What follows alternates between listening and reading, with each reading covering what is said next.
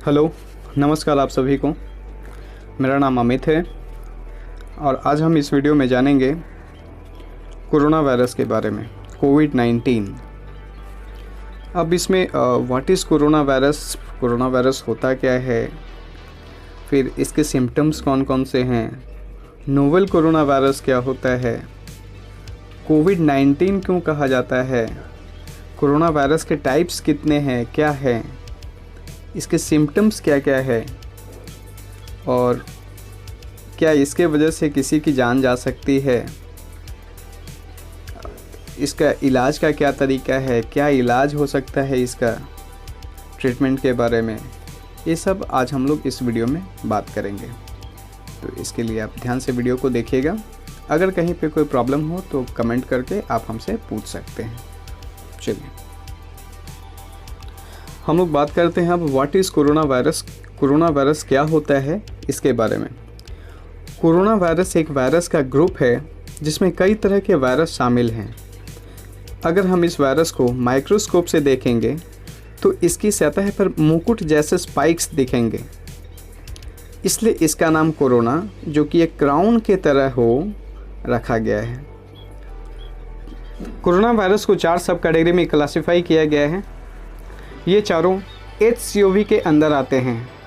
HCOV का मतलब human corona virus, H for human, CO corona, V for virus. पहले number पे alpha corona virus है, दूसरे पे बीटा कोरोना वायरस, तीसरे पे गामा कोरोना वायरस और चौथे पे delta corona virus, delta HCOV। 1960 यानी 1960 में पहली बार इंसानों में पाया जाने वाला कोरोना वायरस का पता चला था। इसमें 4 सामान्य टाइप के कोरोना वायरस हैं। पहले नंबर पे 229E अल्फ़ा कोरोना वायरस जिसको कहा जाता है, वो 1960 में डेवलप हुआ था, 1960 में डिस्कवर किया गया था। दूसरे नंबर पे NL63 अल्फ़ा कोरोना वायरस जिसकी खोज 2003 में की गई थी। तीसरे में OC43 ये बीटा कोरोना वायरस हैं जिसकी खोज 1967 में हुई थी। और चौथे में HKU1 जो कि बीटा कोरोना वायरस है, इसकी खोज 2005 में की गई थी। NL63 जो कि 2003 में खोज की गई, NL का मीन्स नीदरलैंड, यानी ये नीदरलैंड के लेबोरेटरी में डिस्कवर किया गया था 2003 में। HKU1 means HK means Hong Kong, ये हांगकांग की लेबोरेटरी में 2005 में खोजी गई थी। दुनिया भर में लोग इन 4 टाइप के कोरोना वायरस से संक्रमित होते हैं। ज़्यादातर कोरोना वायरस जानवरों में पाए जाते हैं, पर कभी कभी कोरोना वायरस जो जानवरों को संक्रमित कर सकते हैं वो ऑब्वियसली इंसानों को भी बीमार बना सकते हैं, जैसा कि अभी हो रहा है। कुछ और असामान्य कोरोना वायरस के बारे में भी पता चला है, जैसे कि पहले नंबर पे सीवियर एक्यूट रेस्पिरेटरी सिंड्रोम जिसको SARS के नाम से जाना जाता है। ये पहली बार 2002 चाइना में फैला था।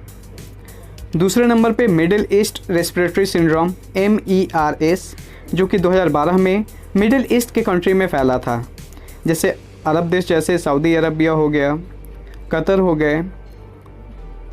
सीवियर एक्यूट रेस्पिरेटरी सिंड्रोम और मिडिल ईस्ट रेस्पिरेटरी सिंड्रोम जो है, दोनों सांस लेने में काफ़ी ज़्यादा प्रॉब्लम क्रिएट करते हैं। सीवियर एक्यूट मतलब काफ़ी ज़्यादा तेज़ से फैलता है और ज़्यादा प्रॉब्लम क्रिएट करता है। और अभी जो पूरे वर्ल्ड में फैला हुआ है 2019 नोवेल कोरोना वायरस है, 2019 नोवेल कोरोना वायरस।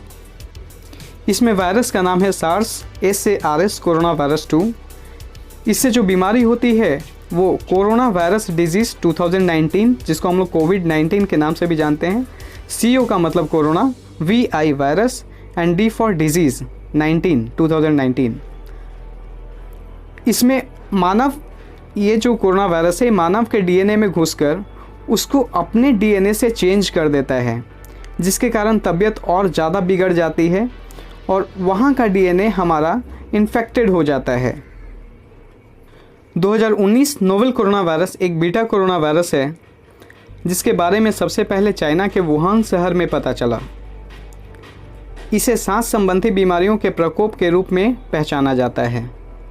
यह वायरस वुहान शहर के मीट मार्केट से आया और उसका ऑरिजिन बैट यानी चमगादड़ बताया जाता है। पहले यह बताया जा रहा था कि यह वायरस जानवरों और पशुओं से इंसानों में फैल रहा है, किंतु रोगियों की बढ़ती संख्या को देखते हुए यह पता चला कि यह वायरस इन्फेक्टेड इंसानों से नॉर्मल इंसानों में भी फैल रहा है। अब इसके सिम्टम्स क्या हैं, इसके लक्षण क्या हैं, आइए हम जानते हैं। कोरोना वायरस में सर दर्द होना, नाक बहना, नाक से पानी आना, खांसी आना और गले में खराश रहना, बुखार आना, बार बार छींक आना और सांस फूलना, थकान का महसूस होना और निमोनिया भी हो सकता है। इस वायरस की वजह से फेफड़ों में सूजन आ जाती है। यह वायरस व्यक्ति से व्यक्ति में फैलता है, इसलिए यह घातक है। यह वायरस संक्रमित लोगों से फैलता है, इसलिए संक्रमित इंसानों को मास्क का प्रयोग करना चाहिए।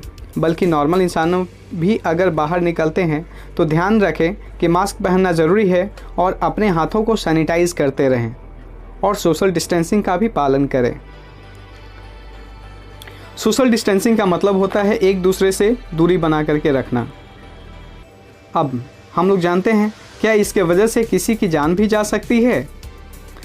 तो हाँ, यह बीमारी कमज़ोर इम्यूनिटी वालों के लिए घातक साबित होता है, खासकर उनके लिए जो किसी गंभीर बीमारी या सांसों की बीमारी से पहले से पीड़ित हों। लेकिन यह बिल्कुल भी ज़रूरी नहीं है कि सारे लोग पर इसका प्रभाव एक समान हो। ऐसे भी लोग होते हैं जिन पर वायरस का ज़्यादा असर नहीं होता है। यह बीमारी हर तरह की उम्र वालों को प्रभावित कर देता है। कुछ लोग जैसे युवाओं में या जिसका इम्यून पावर स्ट्रांग हो तो 80% लोगों में यह पता भी नहीं चलता और बिना डॉक्टर या किसी इलाज का ठीक हो जाता है। बस वो अपने घरों में सुरक्षित रहें। अब इसमें आता है कि हमें बचाव कैसे रखनी चाहिए, हमें अपने आप को बचाना कैसे चाहिए। तो अपने हाथों को धोते रहें, सैनिटाइज़ करते रहें। बाहर या घर पर परिवार के साथ हों तो दूरी बना करके रखें या संभव हो तो मास्क का इस्तेमाल करें। छींकते समय अपना मुंह ढक कर रखें। किसी अनजान व्यक्तियों से कोशिश करें कि बहुत ही कम मिलें। और अब इसके ट्रीटमेंट के बारे में जानते हैं। क्या कोरोना वायरस का कोई उपचार है? तो इसका सबसे बड़ा इलाज है आप अपने आप को इन्फेक्टेड लोगों से बचा कर रखें। ज़रूरत पड़ने पर ही भीड़ भाड़ वाले इलाके में जाएं।